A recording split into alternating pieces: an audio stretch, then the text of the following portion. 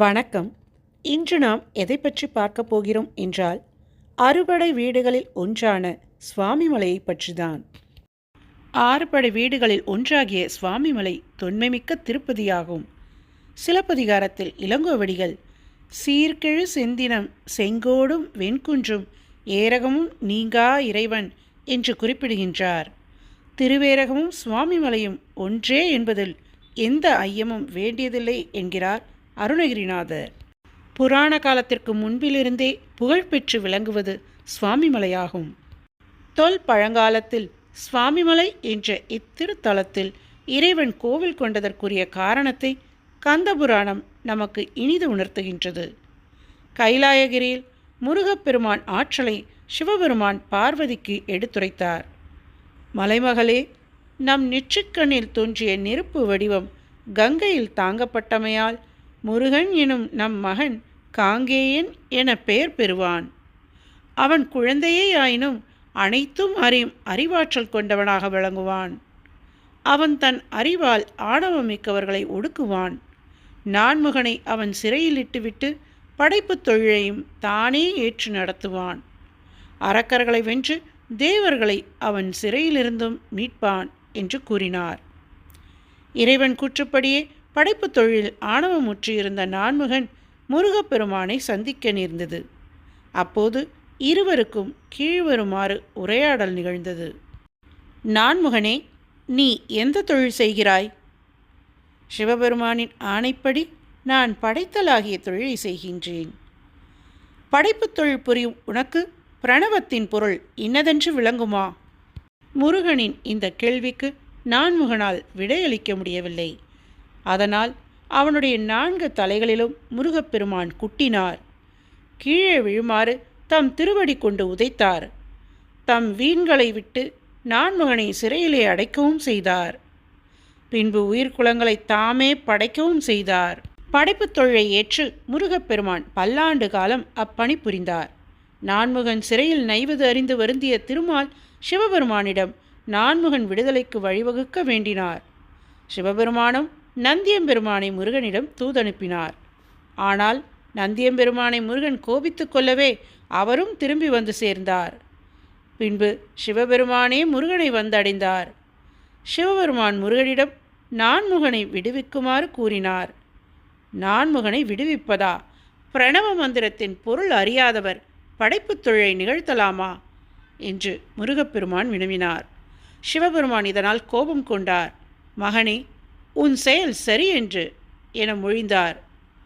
தந்தை சொல் மிக்க மந்திரம் இல்லை என்பதறிந்த முருகன் நான்முகனை விடுவிக்க வேண்டுமென்பது தங்கள் திருவுள்ள கருத்தானால் அப்படியே நடக்கட்டும் என்று கூறி நான்முகனை விடுவித்தார். நான்முகனும் இச்சிறை தண்டனை எனக்கு வேண்டியதே, என் ஆணவம் அடங்குகிறது, தீவினைகள் தொலைந்தன, உள்ளம் தூய்மையுற்றது என கூறினான். அந்நிலையில் உளமகிழ்ந்த சிவபெருமான் தம் திருக்குமாரனாகிய முருகனை தம் மடி மீது இருத்தி மகிழ்ந்து குலாவி, நான்முகனும் அறியாத பிரணவத்தின் பொருளை நீ கூறுக என்று கேட்டார். முருகன் எல்லாரும் அறிய கூறாமல் மறைமுகமாக அன்றோ அதனை கூற வேண்டும் என்றார். உடனே சிவபெருமான் தம் காதினை முருகப்பெருமான் வாயருகே கொண்டு சென்று மறைவாக கூறுக என்றார். சிவபெருமான் திருச்செவியில் அருமுகப்பெருமான் பிரணவப் பொருளை உரைத்தார். இந்நிகழ்ச்சி காவிரி கரையில் சோழ நாட்டில் அறுபடை வீடுகளில் ஒன்றாகிய திருலோகம் என்ற சுவாமிமலையில் நிகழ்ந்தது. இந்த நிகழ்ச்சியால் முருகப்பெருமான் சுவாமிநாதன் என்றும் குருநாதன் என்றும் பெயர் பெற்றார். ஓம் என்று சொல்லப்பெறும் அந்த ஒளியிலேயே 6 எழுத்துக்களும் அடங்கிவிடுகின்றன. ஓர் எழுத்தில் 6 எழுத்து அடங்கியிருக்கும் சூட்சகம் அறிந்தவர்கள் ஞானமும் கல்வியும் வேண்டி இத்தலத்தில் வழிபட முருகன் அவற்றை அன்பர்களுக்கு அருள்கின்றான். வழிபடுவோருக்கு வேண்டிய எல்லாம் தரும் வரப்பிரசாதியாக திகழ்கின்றார் சுவாமிநாத கடவுள். சுவாமிநாத சுவாமியின் திருக்கரத்தில் விளங்கும் வேல் ஒப்பற்றது. வீரவேல் தாரைவேல் விண்ணோர் சிறைமீட்ட தீரவேல் செவ்வேல் திருக்கைவேல் வாரி குளித்தவேல் கொற்றவேல் சூர்மார்பும் குன்றும் துளைத்தவேல் உண்டே துணை என்று இந்த வேலாயுதத்தின் பெருமையை பேசுவர். இந்த வேற்படை சிவபெருமான் பாகமாய் அமர்ந்த உமையம்மை அளித்த ஆயுதமாகும். அன்னை பராசக்தி சூரனை வெல்வதற்காக இந்த வேற்படையை முருகப்பெருமானுக்கு அளித்தாள். ஞான சக்தியே வேலாக்கப்பட்டிருக்கிறது.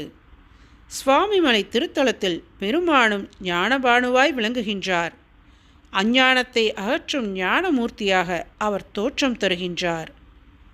திருப்பரங்குன்றத்தில் முருகனை வழிபடுவோருக்கு செல்வம் பெருகும். திருச்செந்தூரில் முருகனை வழிபடுவோருக்கு வீரம் பெருகும். பழனியில் முருகனை வழிபடுவோருக்கு புண்ணியம் பெருகும். சுவாமிமலையில் முருகனை வழிபடுவோருக்கு ஞானம் பெருகும். திருத்தணியில் முருகனை வழிபடுவோருக்கு மங்களம் பெருகும். பழமுதிர்ச்சோலையில் முருகனை வழிபடுவோருக்கு பெறுதற்கரிய நன்மைகள் பெருகும் என்பர். சுவாமிநாத சுவாமியை ஞானிகள் ஓயாது வந்து தரிசிப்பர். புலவர்களில் சிறந்தவராகிய நக்கீரர் திருமுருகாற்றுப் படையில் சுவாமிமலையை திருவேரகம் என்று குறிப்பிடுகின்றார். இங்கு மனித உடம்பின் அமைப்பே ஆலயத்தின் தத்துவமாக கொள்ளப்பட்டது. வாயை கோபுரவாசலாகவும் சீவனை சிவலிங்கமாகவும் திருமூலர் கூறுவர். சத்தியார் கோயில் இடவலம் சாதித்தான், மத்தியானத்திலே வாத்தியம் கேட்கலாம், தித்தித்த கூத்தும் சிவனும் வெளிப்படும், சத்தியம் சொன்னோம் சதானந்தி ஆணையே இன்றும் அவர் கூறுவர். சுவாமிமலை ஒரு செய்குன்றின் மேல் அமைந்த கோவிலாகும். இயற்கையான மலை இல்லாத இடத்தில் கட்டுமலை ஒன்று அமைக்கப்பெற்று அதன் மேல் கோவில் கட்டப்பட்டுள்ளது. தெற்கு பார்த்ததாக அமைந்த ராஜகோபுரம் 5 மாடங்களுடன் அமைந்துள்ளது. இக்கோபுரத்தில் கதை உருவில் கந்த புராண நிகழ்ச்சிகள் அழகாக அமைக்கப்பட்டுள்ளன. இக்கோவிலின் தலவிருட்சம் நெல்லி மரமாகும். பூமாதேவி பார்வதியின் சாபத்திற்கு ஆட்பட்டு இத்தலத்திற்கு வந்து தங்கி சுவாமிநாத பெருமானை வழிபட்டு சாபம் தீர்த்தாள். அதன் பின்னும் இத்தலத்தை விட்டு போக விருப்பமின்றி நெல்லி மரமாக நிற்பதாக புராண செய்தி சொல்லப்படுகிறது. சுவாமி மலையில் 5 புண்ணிய தீர்த்தங்கள் உள்ளன. அவை வஜ்ர தீர்த்தம், குமாரதாரை, சரவண தீர்த்தம், நேத்திர புஷ்கரணி, பிரம்ம தீர்த்தம் முதலியவை ஆகும். வஜ்ர தீர்த்தம் சிவபெருமானின் சூலாயுதத்தால் உண்டாக்கப்பெற்றது. இத்தீர்த்தம் உடற்பிணி போக்கும் மற்றும் மகப்பேரளிக்கும் ஆற்றலை பெற்றது. நேத்திர புஷ்கரணி கந்தவேலின் திருக்கையில் விளங்கும் ஞானசக்தியான வேலாயுதத்தால் உண்டாக்கப்பெற்றது. இதை சுவாமி புஷ்கரணி எனவும் அழைப்பர். சுவாமிநாதர் இங்கு வலக்கரத்தில் தண்டாயுதத்தோடும் இடக்கரத்தை தொடையில் இருத்தியும் யோக நிலையில் உள்ள குருவாக நின்ற திருக்கோலத்தில் 6 அடி உயரமாக நிற்கின்றார். இப்பெருமான் வரமூர்த்தியாக விளங்கும் சுவாமிநாத பெருமான் வழிபடுவோருக்கு திருவும் கல்வியும் ஞானமும் நல்வாழ்வும் அருளும் யோகமூர்த்தியாக நின்றருள் செய்கிறார். வியாழக்கிழமை தோறும் பெருமாளுக்கு நடக்கும் அலங்காரம் கண் கொள்ளாதது. வைரவேலும் தங்க கவசமும் கொண்டு அரச லட்சணங்களோடு வியாழக்கிழமை காட்சி தருவார். ஏர் என்பதற்கு அழகு என்பது பொருள். அழகுமிக்க பதியாதலால் இத்தலம் திருவேரகம் என பெயர் பெற்றது. குருவாக இருந்து முருகன் அருளியமையால் குருமலை குருகிரி என பெயர் பெற்றது. கட்டுமலை அழகிய காட்சி தருவதால் சுந்தராசலம் எனப்பட்டது. நெல்லி மரத்தை தலமரமாக பெற்றமையால் தாத்ரிகிரி என போற்றப்பட்டது. சிரகிரி என்றும் சிவகிரி என்றும் இத்தலத்திற்கு பெயர்கள் உண்டு. எல்லாவற்றுக்கும் மேலாக சுவாமிநாத சுவாமி குடிகொண்டிருப்பதால் சுவாமிமலை என பெயர் பெற்று அப்பெயரே நிலை பெற்றுவிட்டது. சுவாமிநாத சுவாமியின் அலங்கார சிறப்பு பலராலும் கண்டு வியப்பெய்தி காதலாகி கசிந்து கண்ணீர் மல்க வைப்பது. விபூதி அபிஷேகம் செய்ய பெற்ற நிலையில் அருள் பழித்த ஞானியாக முருகப்பெருமான் காட்சி தருவான். சந்தன அபிஷேகம் செய்யப்பட்ட நிலையில் அழகு ஒழுக பாலசுப்பிரமணியனாக காட்சி நல்குவான். கிரீடமும் பதக்கமும் கவசமும் மாலையும் அணிந்த கம்பீர ராஜகோரம் போடும்போது பக்தர்களின் உள்ளத்தில் பெருமிதம் தோன்றும் திருவடிவோடு பதிந்து நிற்பான்.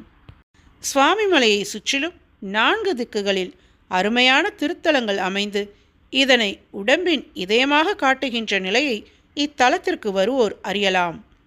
தெற்கில் திருவழஞ்சுழி, தென்கிழக்கில் கும்பகோணம், வடமேற்கில் புள்ளப்பூதங்குடி, வடகிழக்கில் ஏராகரம், இவற்றின் நடுவே நாயகத்தவமாக திகழ்கிறது சுவாமி மலைப்பதி. ஓம் முருகா சரணம்.